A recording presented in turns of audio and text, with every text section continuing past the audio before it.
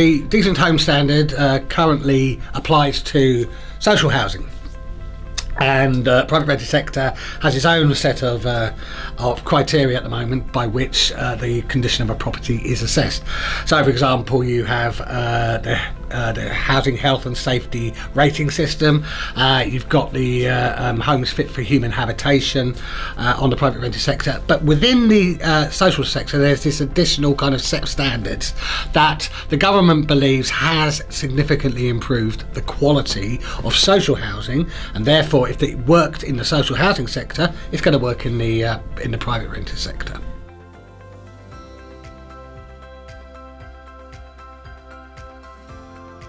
Well, there's the million dollar question, and the reality is, if you are engaged in full management of a property and you are undertaking your current legal requirements to bring that property, to make sure that property is in good condition, you shouldn't have any problems. However, the reality is that what the government is maintaining is anything up to a fifth of all properties in the sector do not meet the current standards, and therefore there will be a challenge for both landlords and their property managers to get the property up to spec.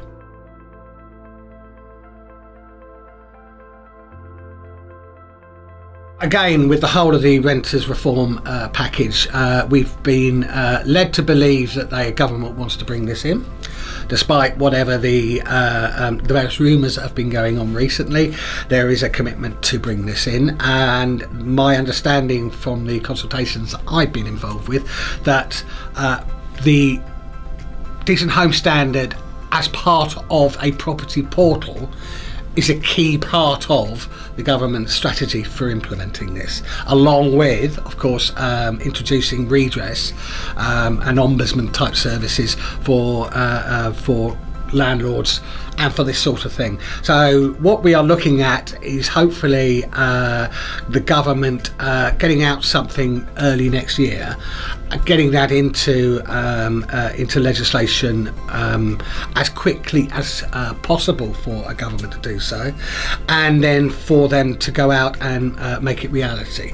Now, the reality is going to be that if you are going to build a portal for to put this all on, the technology's got to be there. You've got to have an implementation period. You've got to have an education and guidance to help landlords to comply with this. So are we looking at 2 years from now? That might be optimistic. Of course, we will have a general election around about that time, so again, that might be something that means that the actual start date might not be until after that.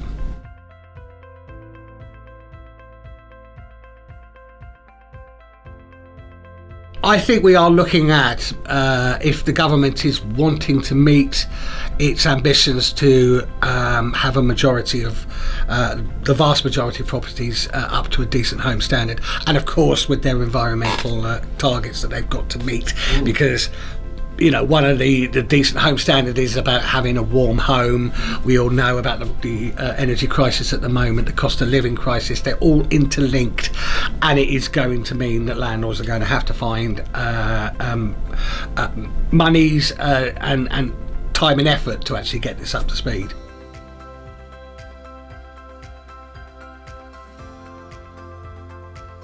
So they're not directly linked, but of course they are linked, because they're all about bringing up a property to a minimum criteria, a minimum standard, and as and that will come into force, and that will mean that landlords will have to find the money to make those improvements if they are not up to the standard.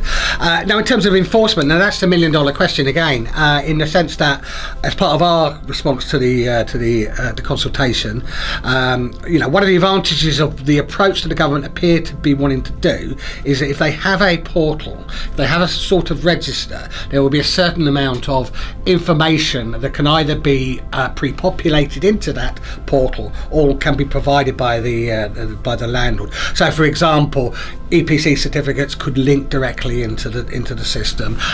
Gas safety, electrical safety. I'm not a technology person, but that's all within the scope of what you can actually do. Feed that information into that single source of truth. The reality is that if that is the case, then there will be a much easier way of auditing and holding to account landlord and that property. And that will should make enforcement easier, but equally you could help with the compliance in terms of providing information, help and guidance to a landlord. So it's not all carrot and it's not all stick. So I think those are the things that are going to be quite important in terms of how this is going to be delivered. Okay, and what we've said in the Property Redress Scheme is actually welcome this, but not to forget that redress, early resolution, and what we do as a complaint service is equally important, because it can deal with the issues of non-compliance and being up to standard before they become the problems of enforcement, because ultimately they are looking at making this criminal rather than civil.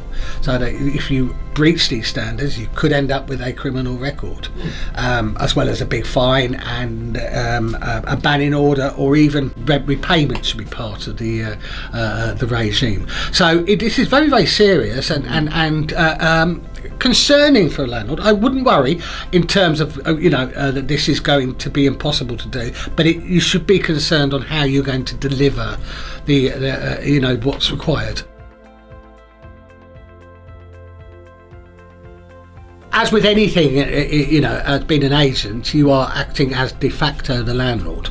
So, once you enter into a contractual arrangement with your landlord, if you are contracted to undertake those tasks and you fail to do them, then you are culpable as much as the landlord. Also under the law, that if you are the person managing that property, ultimately it's the landlord's responsibility to make sure that they have complied with that. But then there are issues that the landlord could look to you and say that you've breached their obligations as well. So yes, it's going to mean that the arrangements between letting agents, property managers and their landlords may have to be defined even more strictly than it is at the moment. So bear that in mind, that you're entering into this, you'll pay the fee for it at the end of the day. So if you're not delivering on it, and the reason you're not delivering on it is that it's not your landlord being obstructive, but you not doing what you're meant to do, then you have to remember you could be held liable for that.